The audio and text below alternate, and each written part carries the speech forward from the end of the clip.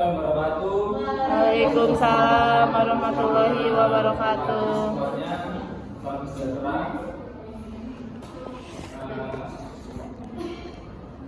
Saya dari kelompok kami dari kelompok 6 ingin presentasi tentang globalisasi. Ada yang tahu nggak globalisasi itu apa? Enggak. Nggak tahu kan, makanya saya jelasin. Globalisasi menurut asal katanya adalah kata globalisasi, diambil dari kata global yang maknanya ialah universal. Globalisasi adalah suatu proses di mana antara individu, antar kelompok, dan antar negara saling berinteraksi, bergantungan, terkait, dan mempengaruhi satu sama lain yang melintasi batas negara. Jadi, globalisasi sendiri adalah maksudnya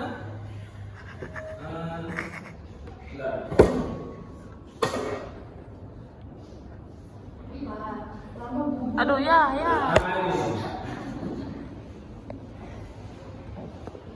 Meliputi seluruh dunia atau secara keseluruhan, itu menurut KBBI. Jadi hubungan atau sebuah apa namanya ini?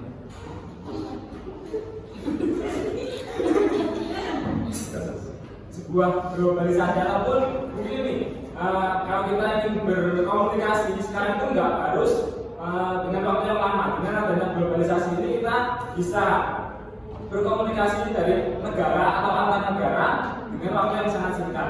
Atau mungkin kalau ingin berpergian itu nggak harus memakan waktu yang lama juga, karena ada namanya transportasi. Itu adalah salah satu bentuk globalisasi. Dan juga mungkin ada nanti dijelaskan ya dari faktor ekonomi, faktor budaya juga yang terpengaruh dari globalisasi ini sendiri.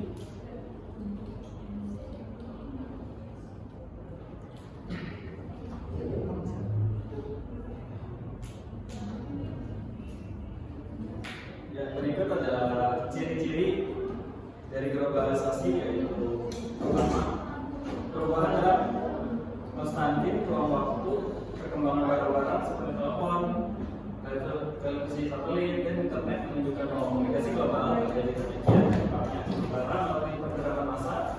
Semacam turisme memungkinkan kita merasakan banyak hal dari budaya yang berbeda. Yang kedua adalah pasar dan produksi ekonomi di negara-negara yang berbeda, menjalin saling bergantungan sebagai akibat dari pertumbuhan perdagangan internasional, peningkatan pengaruh perusahaan internasional, dan dominasi organisasi semacam World Trade Organization.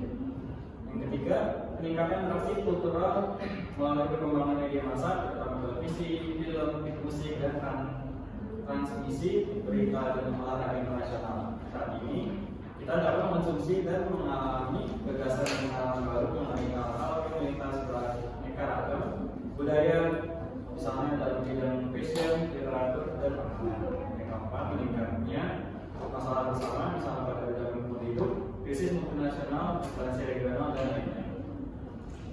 Yang ketiga ada pengaruh globalisasi dalam kehidupan. Yang pertama, globalisasi ekonomi.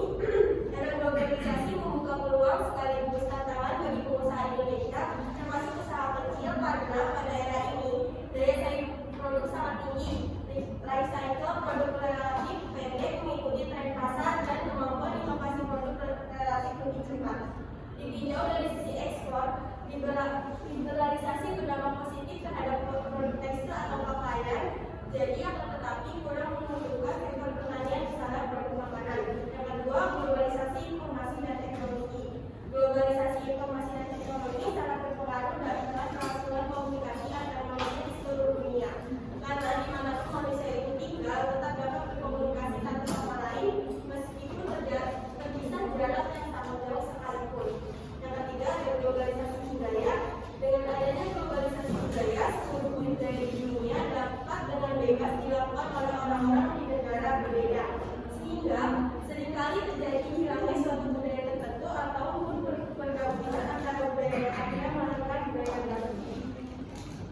Yang keempat, ada globalisasi ilmu pengetahuan. Globalisasi ilmu pengetahuan telah memberikan manfaat yang sangat besar bagi kehidupan manusia.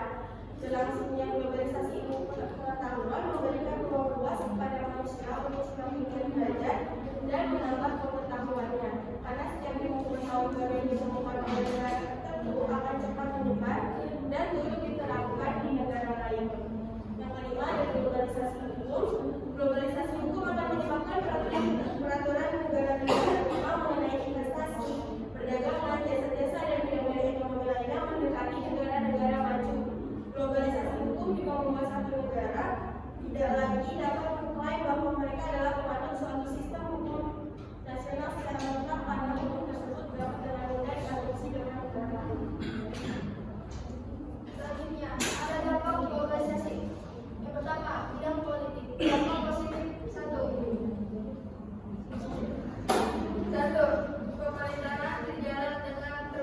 transparan. 2. Meningkatkan partisipasi rakyat dalam pemerintahan. 3. Mendorong kreativitas rakyat hingga menjadi alat kontrol dan pengawasan yang efektif untuk mengawasi pemerintahan. 4. Semakin banyak organisasi non pemerintah, partai politik dan LSM yang menyuarakan hak dan aspirasi rakyat. 5. Adanya kesempatan untuk belajar dari negara lain terkait dengan kebijakan politik yang telah sukses mereka diterapkan. Dampak negatif. 1. Semakin munculnya nilai-nilai politik yang telah berdasarkan kekeluargaan, musyawarah, mufakat, dan gotong royong. 2. Semakin menguatnya nilai-nilai politik yang berdasar semangat individualis, kelompok, dan tirani minoritas. 3. Penyebaran nilai-nilai politik barat yang cenderung anarkis atau mementingkan kepentingan umum. Kedua, bidang hukum, pertahanan, dan keamanan. Dampak positif. 1. Semakin menguatkan jaminan pelaksanaan HAM. 2. Menguatkan hukum dan pembuatan UU yang berpihak pada kepentingan bersama terutama pada rakyat kecil. 3. Semakin menguatkan kemunculan aparat penegak hukum, pertahanan, dan keamanan agar bertindak secara profesional, transparan, dan tidak pandang bulu. 4. Masyarakat dapat melakukan contoh hukum yang dilaksanakan oleh pemerintah. Dampak negatif. 1. Peran masyarakat dalam menjaga keamanan dan ketertiban berkurang karena menjadi tugas pihak yang berwajib. Kedua, akan semakin banyak pihak yang ingin memisahkan diri dari suatu pengarah karena terpengaruh oleh kasus-kasus di negara lain.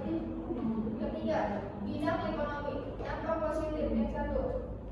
Dapat memperluas pasar untuk memproduksi barang dalam negeri hingga ke luar negeri. Kedua, meningkatkan kesempatan kerja dan menambah devisa negara. 3. Mendorong masyarakat untuk berlomba-lomba menghasilkan produk berkualitas tinggi. 4. Memudahkan memperoleh tambahan modal baik dari dalam maupun luar negeri. Dampak negatif. 1. Beberapa usaha kecil akan tersingkir oleh usaha yang bermodal besar. 2. Akibat adanya pasar bebas dapat mengancam produk dalam negeri yang mayoritas kualitasnya jauh di bawah produk luar negeri. 3. Membuka masuk untuk investasi luar negeri yang juga berpotensi dalam menguasai perekonomian dalam negeri yang tentu saja akan memperburuk kondisi perekonomian. Keempat, memperlebar kesenjangan antara perekonomian negara maju dan negara berkembang.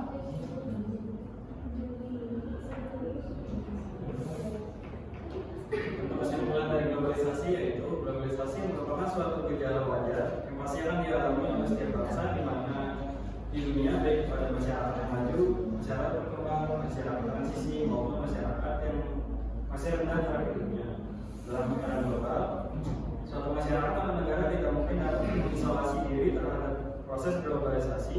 Jika suatu masyarakat atau negara mengisolasi diri dari globalisasi, mereka dapat dipastikan akan terlindas oleh zaman serta terpuruk pada era perkembangan dan global. Globalisasi juga menyumbangkan nilai besar yang mencakup berbagai aspek dalam kehidupan, baik aspek ekonomi, informasi, dan teknologi, budaya, ilmu pengetahuan, dan hukum. Globalisasi juga memberikan dampak positif dan negatif dalam kehidupan, baik di bidang politik, hukum, pertahanan, keamanan, ekonomi, sosial, dan budaya. Salah satu manfaat globalisasi yang sangat dirasakan adalah terbukanya peluang bisnis bagi masyarakat untuk memasarkan produknya ke luar negeri. Sedangkan salah satu dampak negatifnya adalah masuknya beberapa budaya luar yang bertentangan dengan budaya negara kita. Salah satunya ya tentang moral atau akhlak. Jadi ya akibat globalisasi ini moral ataupun akhlak orang-orang di daerah di Indonesia ini sendiri ya mengalami kemerosotan. Salah satunya ya karena nggak punya moral, akhlak. Kalau zaman dulu ada beberapa jenderal yang dibunuh, kalau sekarang ya jenderalnya yang bunuh orang. Sekian. Ini adalah presentasi dari kami. Kami tidak yakin untuk bisa takut, tapi yang resmi nggak apa-apa. Sekian, terima kasih. Wassalamualaikum warahmatullahi wabarakatuh.